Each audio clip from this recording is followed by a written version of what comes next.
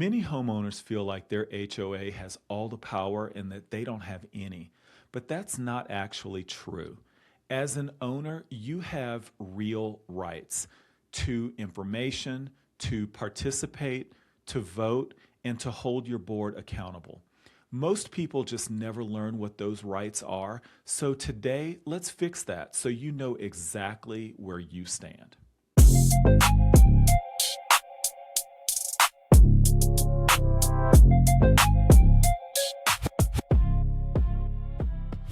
It's easy to feel powerless in an HOA. The board, they make decisions, the rules pile up, the dues go up, and it can seem like your only role is just to shut up and pay. But as a homeowner, you actually have meaningful rights. Now, they vary by state and by your governing documents, so I'm going to speak in general terms. Always check your specific state law and your CC&Rs and bylaws for the details. With that said, let's walk through the rights that owners commonly have.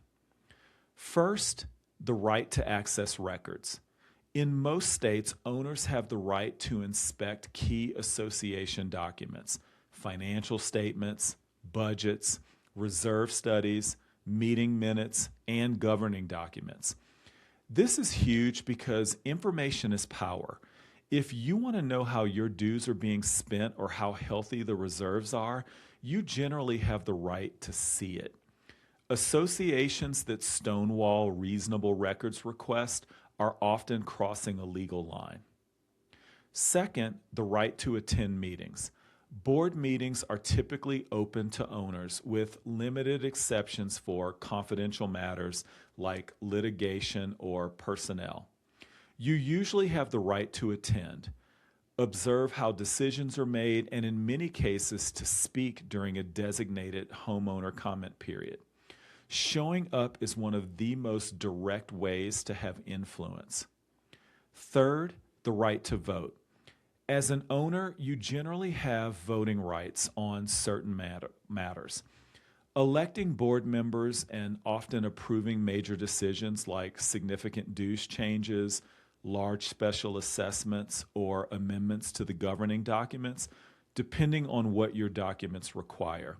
Your vote is your leverage. Use it and pay attention to the elections. Fourth, you've got the right to run for the board. If you think the community could be run better, you can typically put yourself forward for election to the board. This is the most powerful form of participation, actually having a seat at the table where the decisions get made. Fifth, the right to fair and consistent enforcement. Associations are generally required to enforce their rules fairly and consistently and to follow their own procedures. Many states also give owners due process rights before penalties like fines are imposed.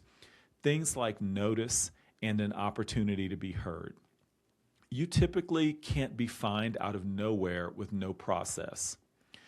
Sixth, the right to challenge improper actions. If the board oversteps its authority, ignores its own governing documents, or acts improperly, owners generally have avenues to push back.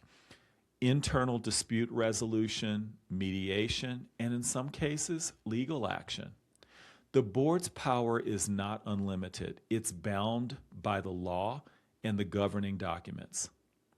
Now, a reality check to keep this balanced. Rights come with responsibilities, and the board also has legitimate authority. When you agreed to the conditions, covenants, and rules when you bought, you're obligated to follow them and to pay your assessments, even ones that you disagree with, if they're properly levied. Your rights are real, but they operate within a framework where the association has genuine powers as well. The goal isn't to fight the board reflexively, it's to be an informed and engaged owner who knows how to participate effectively and hold leadership accountable when needed. Here's how to actually use your rights.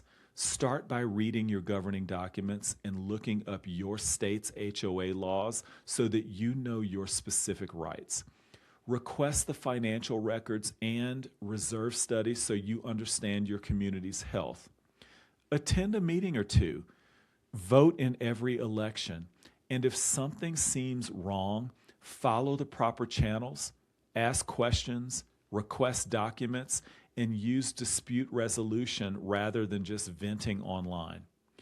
The homeowners who feel powerless are usually the ones who never learned what they can actually do. The ones who understand their rights and use them tend to live in better run communities because engaged owners keep boards accountable and the communities healthy. Knowledge really is the difference here. For more on reading your association's financials and getting involved, check the videos that I've got linked here.